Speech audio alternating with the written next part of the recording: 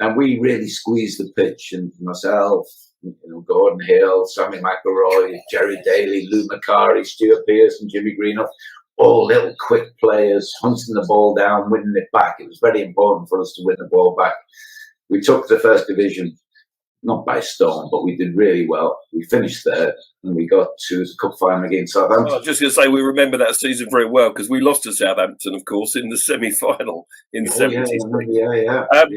Clearly, your goal to game ratio at Tranmere was absolutely excellent, and that's probably why they signed you without even seeing you play, and that's just fantastic. Great story, Steve. Tell me, how do you deal with the pressure then as a youngster in those games in the second division and then going into the first division? Was there any added pressure or did you just take it all in your stride?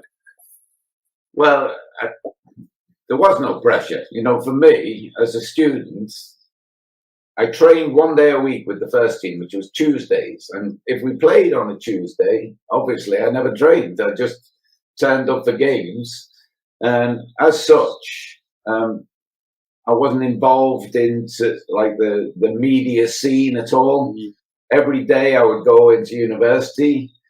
They did one TV program about me and how unusual it was for a full-time student to be playing top-level football. But apart from that, I had no real interference. And again, just to give you how it was in those days, and you can imagine now with social media, I used to train myself on a daily basis, but training myself was just off the cuff. Literally, sometimes I'd go for a 45-minute run on the roads, and I'm thinking, well, I'm fit. As long as I'm fit, I'm all right. So I would go for that. So all my mates at university, I was taking economics, and I was in a department called Comicon, Commerce and Economics. And on a Wednesday, there was the interdepartmental football. So I used to play, when we didn't have a midweek game, I used to play for Comicon on a Wednesday afternoon. Wow. Down at the university playing fields. But I was wise enough to think, well, I can't play out just in case I'm injured in the tackle. So I used to play and goal. Really simple. But because I could read the play, and you got to remember, these are students who, the football was an excuse for the drink afterwards. Yeah. So all the lads are there, and it was one of let's get the football over with so we can get to the pub.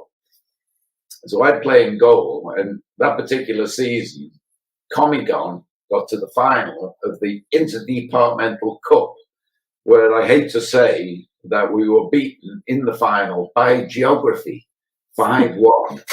And unfortunately, the Comicon goalkeeper didn't have one of his best games.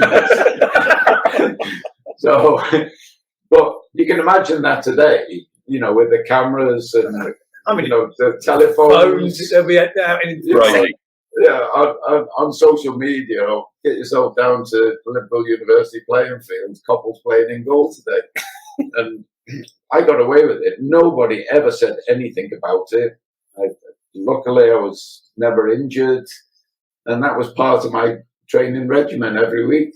And that was when you were at United as well, was it? I was on cloud nine. I was earning £60 a week, which at the time was magnificent for me. Bonuses on top of that. People were giving me free boots. I had free training kits. When I got tired of training or football, and again, for 12 games at the end of my second year, we were unbeaten. So there was no pressure. It's only when you get beat that, as Ollie's found out recently, when you get beat, people start analysing, criticising, blaming. When you're winning, you can do whatever you like as long as you keep on winning. And so that year, we were doing great. The first year in the first division, we finished third and got to the cup final. So again, there was never any reason really. We didn't have a massive, prolonged bad spell. There was never a reason where, people said, oh, you can't have a part-timer playing in the first team. Because a part-timer playing in the first team was part of the first team that were doing great. So no pressure whatsoever. The pressure began, I hate to say, when I went full-time. Because I went full-time, and I used to think, in my mind, I'm thinking, I finished my finals, and I'm thinking, right, next year I'm going to go full time. This is going to be the year of Coppell. Super fit. I'm going to be so fit. I'm going to be, spend hours banging the ball against the wall, and I'm going to be so much better than I am now. It's going to be like a release, floodgates opening. Again, full time with Tommy Docherty was a little bit different, to say the least. Sometimes we would win a game on a Saturday, and he would say to us, "Listen, boys, you've worked really hard. You need a rest. See you Thursday." And I go, "What? Thursday?" Yeah, you've worked hard. And his motto, his thing always was, the most important part of training is rest. And there's rest and rest.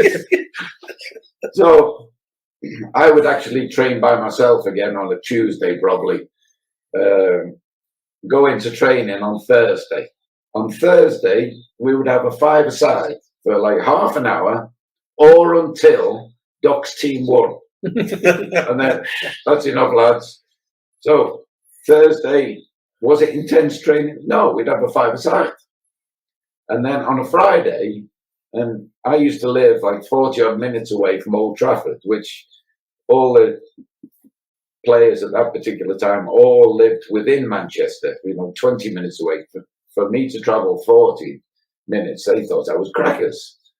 I'd drive in on a Friday morning thinking, well, we'll do loads of tactical work today. The Doc, after one five-a-side on a Thursday, we'd go in and he'd say, "Listen, boys, you've done enough this week. Just have a bath and go home." So you think about it. And Liverpool, the best team, mirrored this kind of thing. All the other teams would be training all hours God sends. We'd turn up on a Saturday and we'd be raring to go. It'd be like an explosion, a can of beer or something. We had so much energy and we did really well. And it's a contradiction in terms. But for me personally, my mentality is work. And Doc was the most important part of the training. But he's probably ahead of his time if you think about it, because rest is still, even now, very important. Obviously now it's nutrition and fitness and everything else, but with that rest. So he was ahead of his time. Well, to a certain extent, but I would have to say that, when we played in London or something like that, on a Friday afternoon, we'd get the bus after training. The first things to go on the bus would be 24 cans of lager and 6 bottles of red. 1977 to 82, he represented England 42 times and scored 7 goals. All I've got here is highs and lows. Oh, blimey. A high would be the first time I played, And I would say, it was awkward for me, because I signed 74, got my first cap in 77. So whenever there were international breaks, there would usually be me and Alex Stepney left behind. Yeah. All the other players were full internationals. And I thought about it, but I didn't make it a dream as such. I just thought, well, if it's going to happen, it's going to happen. If I do my job for Man United, sooner or later it's going to happen. I got taken on an England tour to South America, which was probably 76 or something like that. It might have been 77. Don Revie was the manager. Mm-hmm. And the tour was 2 weeks, I think it was. First game was Argentina, second game Brazil, third game Uruguay. And we went with Don Revie. Don Revie wasn't there for the first game, the Argentina game. It transpired that he was in Saudi Arabia or wherever, negotiating his contract for when he was leaving. Yeah. So I go there. I'm grateful to be part of the squad. I train as hard as I can, being my mentality, when there were skips to be moved, I'd try and help, because I knew I was probably not going to play. Yeah. And I'm thinking, great opportunity to see these places. Went to Argentina, watched the game from the stand, went to Brazil, trained in Maracanã, which for me was a great, real buzz. Yeah. And how many people were watching? Were there watching? Do you remember? I think by then the Maracanã had been really slimmed down. I think they had a few issues, safety issues, so it was not the 100 and odd thousand. I think it was 70, 80 odd thousand. But I was just in the crowd watching. And then the Uruguay game was like the tail end, the goodbye game of the tour. Uruguay obviously not on the same level as Argentina and Brazil were supposed to be. They were the two big games. The last game of the season. So a couple of days before the game, Don Revie comes up to me. He said, Steve, he said, I've been really impressed with the way you've trained. And, I digitally try hard as I could. He said, I've been really impressed by the way you've trained. He said, I'm going to give you your first cap against Uruguay. Oh. So I said, thanks, boss. It's brilliant. Absolutely brilliant. So in those days, you can imagine how difficult it was to phone home. So I eventually got through to my mum and dad. I said, Dad, you're not going to believe this. Manager said he's going to give me first cap. So brilliant. Proud of your son and all this business. So the Uruguay game comes, and it's literally the dog end of the tour. There's about 3,000 people in the crowd. Totally meaningless game in many ways. And you have to remember now, with the benefit of hindsight, Don Revie had already agreed to go. And he knew that. Yeah. So I'm subbed for the game. But I know I'm coming on. He's told me, Steve, you're coming on. So the game starts off 0-0, obviously. It's a 0-0 game. They weren't that bothered. We weren't that bothered. 0-0 written all over it. So half time comes, 0-0. I'm coming on. I'm doing knee bends, touching my toes, doing little 5-yard sprint right in front of him. And he's blanking me. So I'm thinking, don't know what's going on here. 15 minutes to go, I'm still warming up. 10 minutes to go, he's still blanking me, I'm still warming up. 5 minutes to go, I get the message. I think, Steve, you're not coming on. I went and sat down. 0-0 written all over it. Final whistle goes. I'm sitting there, heartbroken. I've been told you're getting your cap, your first cap for England. So I'm sitting there in the dugout. Everyone had left, and I'm sitting there just looking at the floor. The next minute, tap on my shoulder, Don Revie. Sorry, son, he said the game was too important. It was, critical. There's nothing. Oh, they know. Yeah, okay then, Gaffer. And we played Italy in what was a dead rubber in a World Cup qualifier. And myself, Peter Barnes and Bob Latchford all made our debuts in that particular game. 3 debuts. And it, as I say, it was a dead game because they'd already qualified, but we won the game 2-0. And that was the start of my England career. Proud as punch as every time I wore the shirt. And, Ron Greenwood, I thought was a lovely man, as well as being just a huge football person. Gentleman. And great people around him. Don Howe, one of the best coaches I've ever worked with. Bill Taylor got us so... another great coach who was Scottish. It was happy days to be involved. Slightly uncomfortable because I think it takes you about 7, 8, 9, 10 games, squads to feel as if you're part of the whole thing. And, looking at the scenario now with Gareth, I think Gareth goes out of his way almost to sort of pre-plan and bring people in. And get them used to the scenario. His people skills exceptional with the way he's done the job. Yeah. Just out of curiosity, just as a side issue. I'm sorry, Ian, I'm coming to you next, mate. I know when you first get your first England cap, you actually physically get an England cap.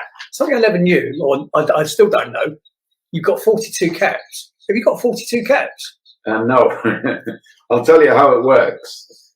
And I'm not really one for keeping memorabilia, so I don't know how many I've got, or to a certain extent, I don't even know where they are. But like for that World Cup campaign, the World Cup I played in was Spain in '82. So in that campaign, to qualify for Spain and in Spain itself, I played 12 times for England. Right. So you get 12 countries on one cap. Yes. So when they say you get 42 caps, you haven't got 42 caps. I've got one cap, I think, with 12 countries on. 82 World Cup in Spain. Is that Robbo's 27-second goal against France? Which was, when you see that goal, it was something that we had practiced an awful lot of training. It's a lot, my long throw. Throw it to Terry Butcher, who came up late, flick on. Robbo comes in later still. Yeah. And with his timing, we scored. That first game, we played France in the first game of that '82 World Cup. And, again, you're playing against Platini, some great players, and they were a good team. Yeah. Talking about England, again, we've all put questions on it. Best goal you scored in an England shirt? Oh, well, probably I think it was my first one. My first time I played, 78, we played against Scotland at Hampden. And again, that is one of the iconic games in world football. Of course. Hampden had its reputation. We used to stay at the Marine Hotel at Troon, right on the golf course, which, as a golf person, on the Friday before the game, we'd have a walk around the course, and I think, this is brilliant. And then we drove to Hampden, and, all the jocks and the kilts, lifting the kilts up. Definitely trying to put you off the game. But this was at the time of Ali's Army, and they were going to the Argentine in the World Cup. This was like a big send-off, on the road with Ali's Army. And, he was trappy. And it was one of those, I played the game, and we had some real good players, Keegan, but they did as well, with Dalglish, Schwabia, Archie Gemmell, some real good players. Left back was Willie Donachie. It's a player I struggled against. And that particular game, I didn't play well. And I'm watching, in my own mind, 0-0, very tight. And I'm thinking, oh, blimey, I'm not playing the best here. Can you still see that in your mind? Oh, yeah. The feeling I had, I knew I wasn't playing well. Yeah. I was working hard, but in possession, not playing well. Willie was a good fullback, clever, good passer of the ball. And in those days, it was more sort of confrontational, 1v1s.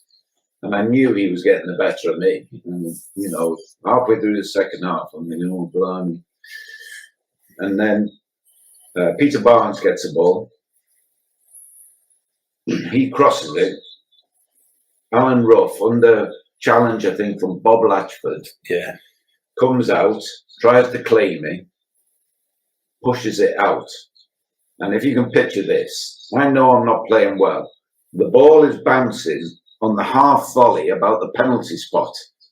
And again, clear as day in my mind, I'm thinking, oh no, it's a good play. Corner flag. I could whack this over the top. But I caught it, sweet as a nut, and it went in, boom, hit the back of the net, and I wheeled off to the corner flag.